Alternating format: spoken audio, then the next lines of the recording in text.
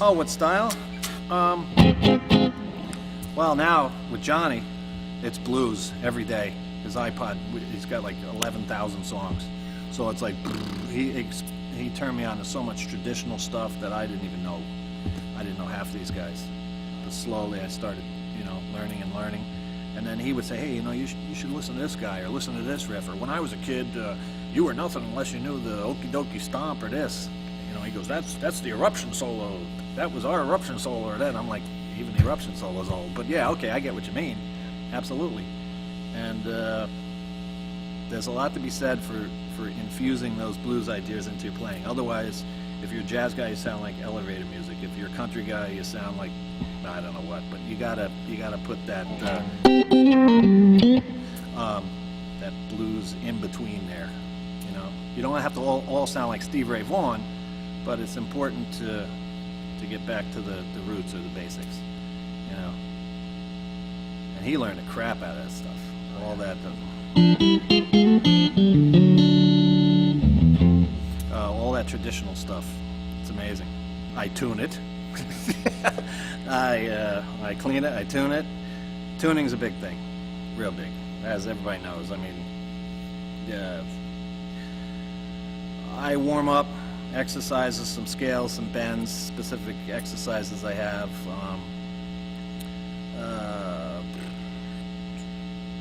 Everybody usually when they pick up a guitar, they always use this pet riff that they always play. It drives everybody nuts if you're with them for like 10 years. So I try to make sure I don't play the same thing the minute I pick up the instrument. There's that riff again, or the drummer goes diddle-up, diddle-up. It's like, oh, can you do something different just once? Exercises. Alternate picking, straight down picking, accenting notes. I do a couple things. You can take a scale and just do all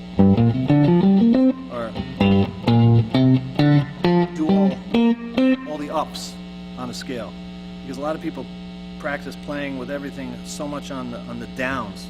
You got to do it on the ups, because in a real busy ensemble situation, that's where the hole is, on the ups and the ands, in between the stabs.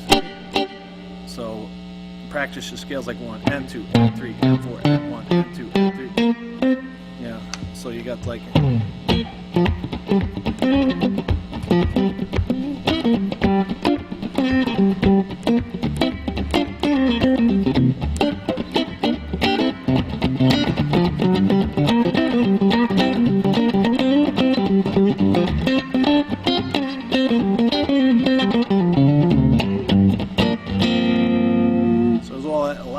A lot of ands, a lot of anticipations, that kind of thing. Don't play so down like it's 2, and then you got to put in phrasing, little ideas. But I do a lot of that to make sure that I'm playing in that up area. It makes me play less, and I really get to put in better chordal stuff. You feel like if you do that and you practice your reps, you have to think about it as much when you're playing? Well, that's the practice regimen. There's 3 things to practice, and there's practice, where you specifically do something. You practice with a metronome. You practice like a soldier, militant, just duck, right on the money. The next one is playing practice, where you're doing something, but you have a little more freedom, but you're purposely playing over changes. And then the third is playing with people. You don't think of anything. The minute you start thinking, it creates a little break in your phrasing. You have to, when you're in that level of practice, it's sort of practice, but when you're in that level, everything that you've worked on should just come out. So you practice at 100% to maybe play at 80%. If you can build that up, it's pretty cool. But that's why I like theory so much, because theory if you have a bad night, you can go back and work on exactly what you messed up that night and know exactly where it was, whether it was a blues substitution or a scale or a chord or a rhythm, and you can go right back and fix it. But if you don't have the theory, you just had a bad night, I got to go listen to more of this player or listen to more of this. No, the theory allows you to go, okay, it was this, it was that, it was this. And that scares people.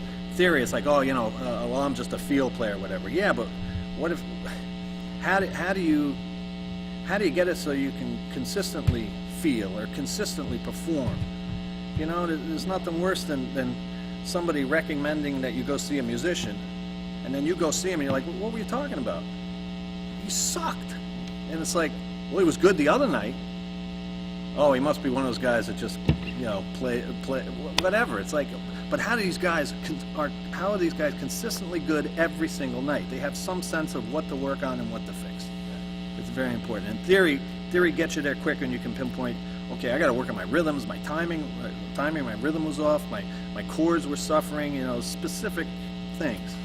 So that's that end of it. But yes, when I practice or when I pick up the guitar and get ready to play, it's just something to limber up the fingers, some scales or something, or some kind of patterns. That, and up and down, or two. Steve Vai show me. Then you spread.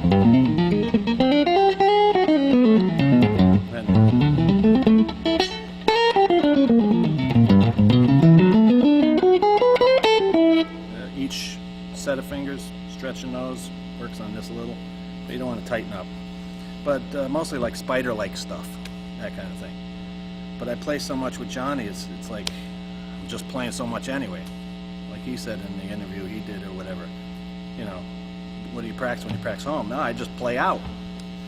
But he's a different animal. I mean, he studied blues. Yeah. You know, I got to play other stuff too. So I have to do other things. So theory is important for him. He just plays it, feels it, that's it. But he worked at it so hard, Oh, yeah. you know. So, well, you get hit with that plateau if you just sit, and a lot of guitar players do that. They sit with the guitar and they just start playing a riff, and then that's it. They're not playing over changes. The changes or a drum beat or a pattern or whatever, a set of changes will keep you going and keep you playing because it has to. It's a loop. But if you just sit there and you pick up the guitar with no time and you don't tap your foot or you don't have any sense of anything, you're just going to get bored. You're going to bore yourself to death. So playing over changes is very important. You know, modal changes. Either you create them or have some of those pre-made ones or garage band or whatever it is, that kind of thing. Just playing over changes, very important. It gives you a great sense of time because that's really like what guys did in the past, listening to vinyl like Johnny. He played the record over and over and over again. And they tried to sound like that.